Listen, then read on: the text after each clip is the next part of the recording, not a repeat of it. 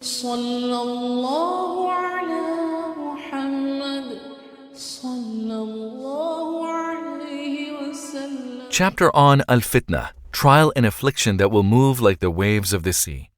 Some of the learned men used to recite the following poetry at the time of Al-Fitan, trials and afflictions.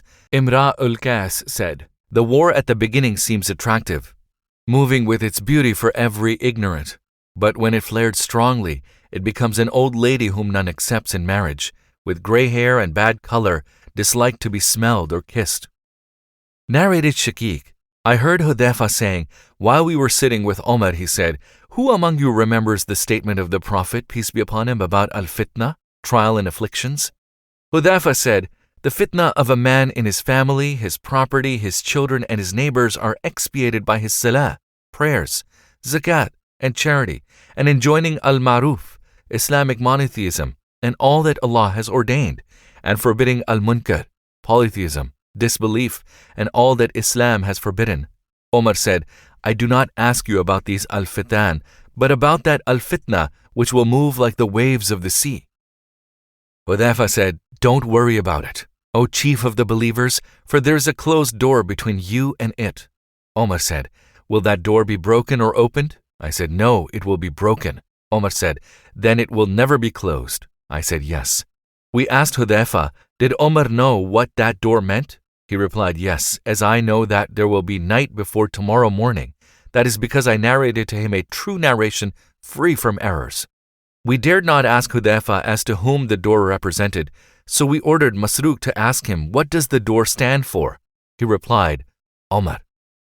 Narrated Abu Musa al-Ash'ari, the Prophet, peace be upon him, went out to one of the gardens of Al-Madinah for some business, and I went out to follow him. When he entered the garden, I sat at its gate and said to myself, "Today I will be the gatekeeper of the Prophet, peace be upon him, though he has not ordered me." The Prophet, peace be upon him, went and finished his need and went to sit on the constructed edge of the well and uncovered his legs and hung them in the well.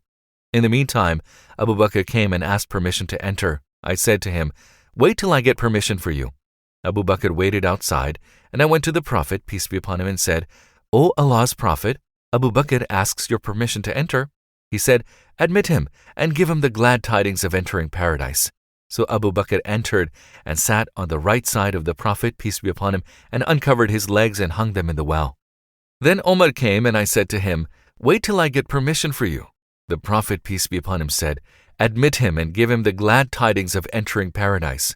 So Omar entered and sat on the left side of the Prophet, peace be upon him, and uncovered his legs and hung them in the well so that one side of the well became fully occupied, and there remained no place for anyone to sit. Then Uthman came, and I said to him, "Wait till I get permission for you." The Prophet, peace be upon him, said, "Admit him and give him the glad tidings of entering paradise with a calamity which will befall him." When he entered, he could not find any place to sit with them, so he went to the other edge of the well opposite them and uncovered his legs and hung them in the well. I wished that a brother of mine would come, so I invoked Allah for his coming.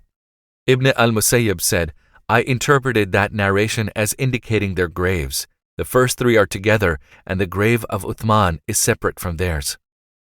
Narrated Abu Wail, someone said to Osama, "Will you not talk to this Uthman?"